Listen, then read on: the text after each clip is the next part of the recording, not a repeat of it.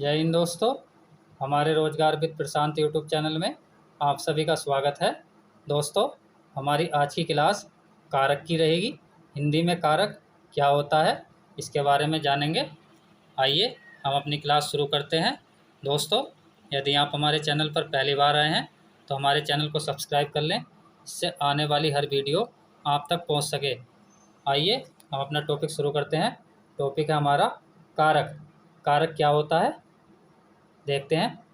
संज्ञा या सर्वनाम के जिस रूप से उनका संबंध वाक्य के अन्य शब्दों विशेषतः क्रिया के साथ बताया जाता है या बताते हैं उसे कारक कहते हैं। या दूसरी परिभाषा है, जो शब्द किसी शब्द से क्रिया का संबंध बताएं वह कारक कहलाते हैं। अगला पॉइंट देखते हैं, विभक्ति चिन्ह क्या होता है। विभक्ति चिन्ह वाक्यों में प्रयुक्त शब्दों के साथ जिन चिन्हों का प्रयोग होता है विभक्ति चिन्ह कहलाते हैं। इसमें अगला पॉइंट लिखा हुआ है, विभक्ति चिन्हों को कारक चिन्ह और प्रसर्ग के नाम से भी जाना जाता है। प्रश्न पूछेगा विभक्ति चिन्ह का अन्य नाम क्या है, तो उत्तर होगा कारक चिन्ह या प्रसर्ग।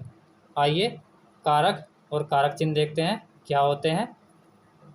इसमें वाक्य है, राम ने श्याम को जेब से पैसे निकाल कर दिए। तो यहाँ पर पहले है राम, तो यहाँ पर राम क्या हुआ, कर्ता कारक, और राम के साथ ने विभक्ति चिन्ह का प्रयोग हुआ है, तो यहाँ पर ने क्या हुआ, कर्ता कारक चिन्ह।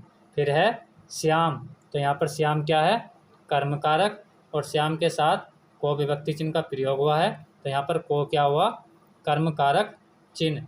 फिर है जेब, तो जेब यहाँ पर क्या है, करण कारक, और जेब के साथ से विभक्ति का प्रयोग हुआ है, तो यहाँ पर से क्या हुआ, करण कारक चिन्ह। तो कारक और कारक चिन्ह की पहचान ऐसे कर सकते हैं। आगे देखते हैं नोट पॉइंट में क्या है। नोट पॉइंट है, विभक्ति से बने शब्द रूप को विभक्तियंत या पद कहते हैं। जैसे राम, तो यहाँ पर राम क्या हुआ, शब्द। फिर है राम ने, यहाँ पर राम के साथ ने विभक्ति चिन्ह का प्रयोग हुआ है। जब किसी शब्द के साथ किसी विभक्ति चिन्ह का प्रयोग होता है तो वह विभक्तियंत या पद बन जाता है। तो यहाँ पर राम के साथ ने विभक्ति चिन्ह का प्रयोग हुआ है, तो राम ने क्या हो गया, विभक्तियंत या पद। आगे देखते हैं अगला पॉइंट है, कारक के भेद या प्रकार। कारक के 8 भेद होते हैं। पहला कर्ता कारक, दूसरा कर्म कारक, तीसरा करण कारक, चौथा संप्रदान कारक, पांचवा अपादान कारक, छठा संबंध कारक, सातवां अधिकरण कारक और आठवां संबोधन कारक। इनके विभक्ति चिन्ह देखते हैं। कर्ता कारक का विभक्ति चिन्ह ने होता है, कर्म कारक का विभक्ति चिन्ह को होता है, करण कारक का विभक्ति चिन्ह से या के द्वारा होता है, और इसमें साधन या माध्यम होता है। फिर है संप्रदान कारक, संप्रदान कारक का विभक्ति चिन्ह के लिए, के वास्ते, के हेतु, के निमित्त होता है।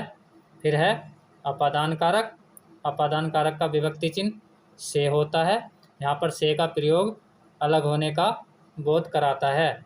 फिर है संबंध कारक, संबंध कारक का विभक्ति चिन्ह का, की, के, रा, री, रे, ना, नी, ने होते हैं। फिर है अधिकरण कारक, अधिकरण का विभक्ति चिन्ह में, पर, भीतर। फिर है संबोधन कारक, संबोधन कारक का विभक्ति चिन्ह है, इसके साथ संबोधन लग जाता है, हो, अरे, अजी, अहो। तो ये सभी क्या है, कारक और कारक के विभक्ति चिन्ह। आगे देखते हैं, अब है नोट पॉइंट। नोट पॉइंट में क्या लिखा हुआ है, आचार्य किशोरी दास वाजपेयी के अनुसार कारकों की संख्या 6 मानी गई है, क्योंकि इन्होंने संबंध और संबोधन कारक का संबंध क्रिया से नहीं माना है। प्रश्न पूछेगा, आचार्य किशोरी दास वाजपेयी के अनुसार कारकों की संख्या कितनी होती है? तो उत्तर होगा 6। इन्होंने किस किस कारक को नहीं माना है? संबंध और संबोधन कारक को। अगला पॉइंट है, यदि किसी कारक के साथ उसका कारक चिन्ह ना आया हो तो वह कारक चिन्ह शून्य कहलाता है। जैसे वाक्य है, सोहन आज घर नहीं जाएगा, तो यहाँ पर इस वाक्य में किसी भी कारक चिन्ह का प्रयोग नहीं हुआ है, तो यहाँ पर कैसा वाक्य हुआ? शून्य कारक चिन्ह। इसमें ऑप्शन लिखे हुए हैं, पहला है ने विभक्ति चिन्ह है, इसमें नहीं है। फिर है बी ऑप्शन सोहन, तो यहाँ पर कर्ता कारक है, तो यहाँ पर भी कर्ता कारक भी नहीं है।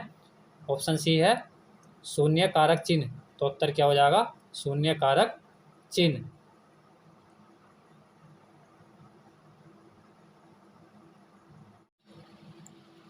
आइए आगे देखते हैं, अगला पॉइंट क्या है।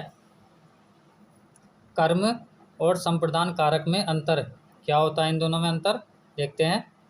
इन दोनों कारकों में को विभक्ति चिन्ह का प्रयोग होता है।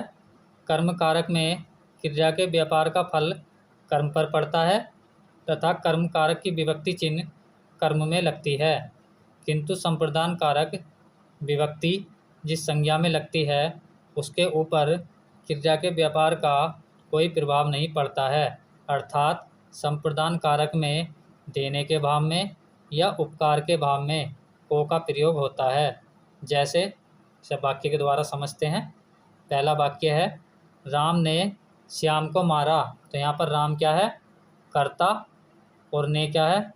कर्ता कारक चिन्ह। फिर है श्याम, तो श्याम यहाँ पर कर्म, श्याम के साथ को विभक्ति चिन्ह है, और मानना क्या है यहाँ पर?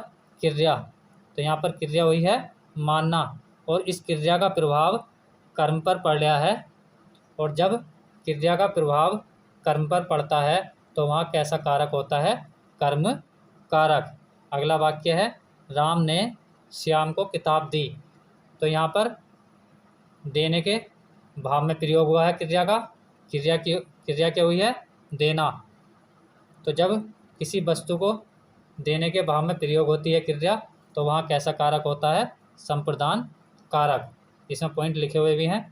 पहले वाक्य में मारना क्रिया के व्यापार का प्रभाव श्याम के ऊपर पड़ता है, इसलिए श्याम कर्म है, और को विभक्ति श्याम कर्म में लगी है, इसलिए श्याम कर्म कारक है। अगला पॉइंट लिखा हुआ है, दूसरे वाक्य में देना क्रिया के व्यापार का प्रभाव का कोई प्रश्न नहीं उठता। वाक्य को सुनने या पढ़ने के साथ ही प्रश्न यह उठता है कि देना क्रिया किसके लिए की गई है, तो उत्तर मिलता है श्याम के लिए। तो इस प्रकार श्याम संप्रदान कारक में है। अगला पॉइंट देखते हैं। अगला पॉइंट क्या है? करण और अपादान में अंतर। क्या होता है इन दोनों में अंतर? देखते हैं।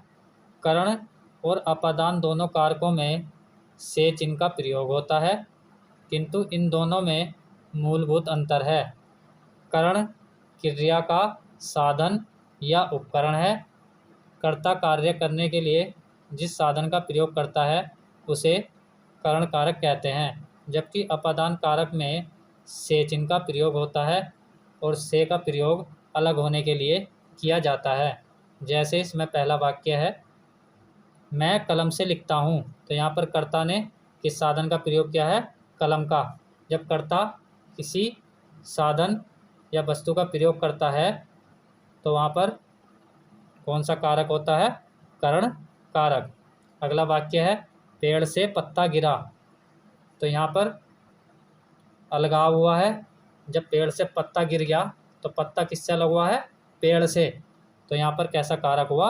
अपादान कारक। दोस्तों, हम अपनी क्लास आज यहीं तक रखते हैं। यदि आपको हमारी क्लास अच्छी लगी हो तो क्लास को लाइक, शेयर और कमेंट करके ज़रूर बताएं। धन्यवाद।